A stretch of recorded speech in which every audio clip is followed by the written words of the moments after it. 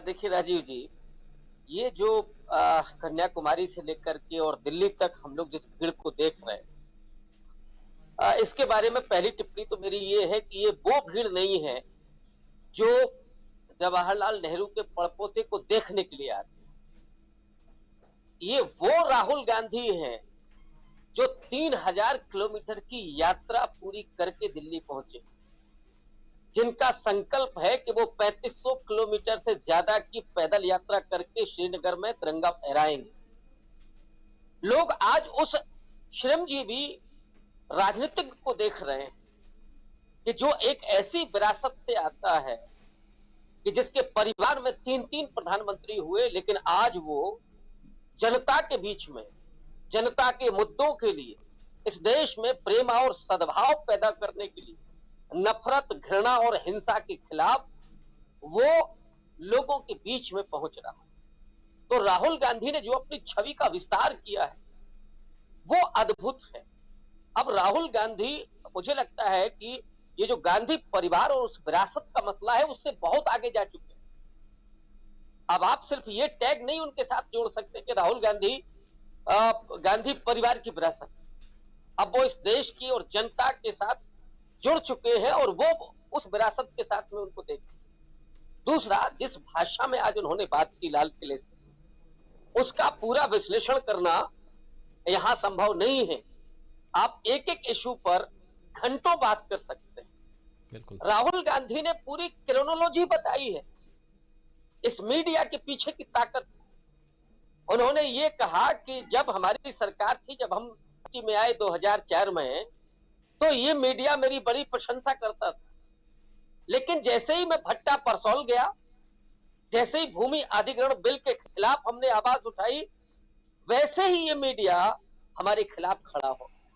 माने जो उद्योगपतियों के, पूंजीपतियों के जो हित थे, जैसे ही उसके खिलाफ मैंने जनता के पक्ष में बात की, ये मीडिया हमारे खिलाफ होता चला गया। और आज जिसके साथ वो खड़ा हुआ है, जिस सत्ता के साथ खड़ा हुआ है, तो सत्ता की गलवहियां उन्हीं पूंजीपतियों के साथ है। और इसी को पाठक जी क्रोनी कैपिटलिज्म कहते हैं, ये याराना पूंजीवाद, उसको उन्होंने बताया। सीधे उन्होंने नफरत की राजनीति पर चोट, जहां आपने कहा ना कि कपड़ों से पहचानने की बात, इस यात्रा में कोई जाति, कोई धर्म, कोई लिंग और कोई कपड़ों से नहीं पहचान रहा। इसमें सिर्फ इंसानों की बात हो रही है, और जो इंसानियत है वो केवल इंसानों से नहीं बनती। इंसानियत इस देश और इस देश के जो परिवार हैं वो मुकम्मल होते हैं अपने लोगों के साथ से लेकर के और जानवरों तक, क्योंकि ये अभी कनाडा और स्विट्जरलैंड नहीं है, ये भारत है, जिसमें वो जानवर भी हमारे परिवार के हिस्से के रूप में है, जिसको आप असल में अहिंसा और वसुधैव कुटुंबकम कहते हैं। तो उसमें जीव के प्रति भी हमारी सलाह होती है। राहुल गांधी इस तरफ इशारा कर रहे हैं या उसका इंटरप्रिटेशन इस तरह से हो सकता है।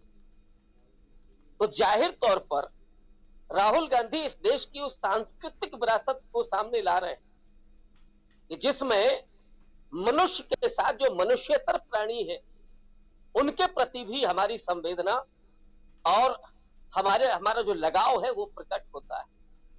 और जो राजनीति है, ऑब्वियस है कि वो ये इस यात्रा का अंतिम पड़ाव राजनीति की तरफ जाएगा। राजनीति कोई बुरी चीज नहीं है। राजनीति किसी भी समाज को, किसी भी देश को सबसे त्वरित परिवर्तन का माध्यम है।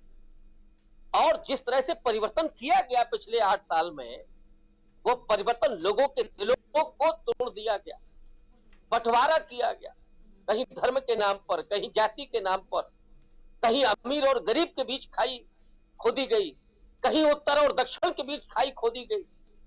तो उस खाई को पाटने के लिए अगर कोई राजनेता आज सड़क पर उतर करके आया है, तो ऐसे राजनेता का हमें इस्तेमाल करना चाहिए और हम सब कर रहे हैं।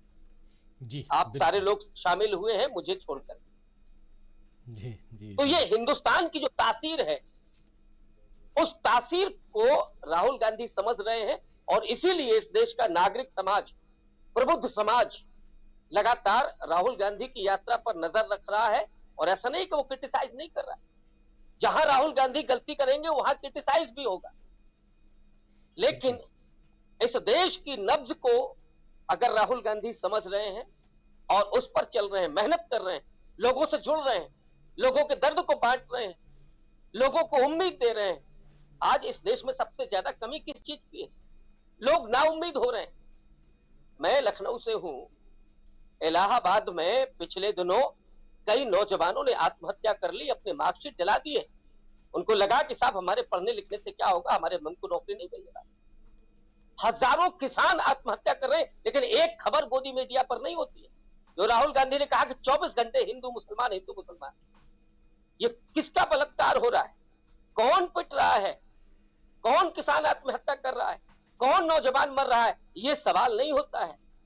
सवाल किसी एक बिंदु को उठा करके राहुल गांधी ने ठीक कहा कि इस देश में वो नफरत नहीं है जो नफरत टेलीविजन पर दिखाई जाती है। ये देश तो मूल रूप से प्रेम और सहिष्णुता का देश है, सौहार्द का देश है, सद्भाव का देश है, लेकिन उसे तोड़ करके एक हिंसक समाज में तब्दील करना, एक गुलामी मानसिकता पैदा करने वाले समाज में तब्दील करने की जो साजिश हो रही है, उस साजिश को बेपर्दा राहुल गांधी कर रहे हैं अपनी इस यात्रा के जरिए।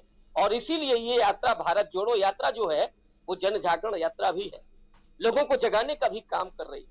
और इसलिए हम सब लोग उसको उम्मीद के साथ देख रहे हैं। और जो क्रिटिसिज्म हो रहा है सरकार का, जो सत्ता का, जिस तलखे अंदाज में राहुल गांधी कर रहे हैं, ये तो होना ही है। लोग इससे ज्यादा तलखी के साथ बात कर रहे हैं, लेकिन डरे हुए हैं, वो इतना ओपनली नहीं बोल पा रहे हैं। राहुल गांधी ने बोला है, और राहुल गांधी ने यह भी कहा है कि डरो मत। लोग भी नहीं डरेंगे, और आगे चल करके इसका हम लोग परिवर्तन भी देखेंगे। इसमें समाज में और देश में जो परिवर्तन आएगा उसको भी हम लोग जी राजीव। जी बिल्कुल सही।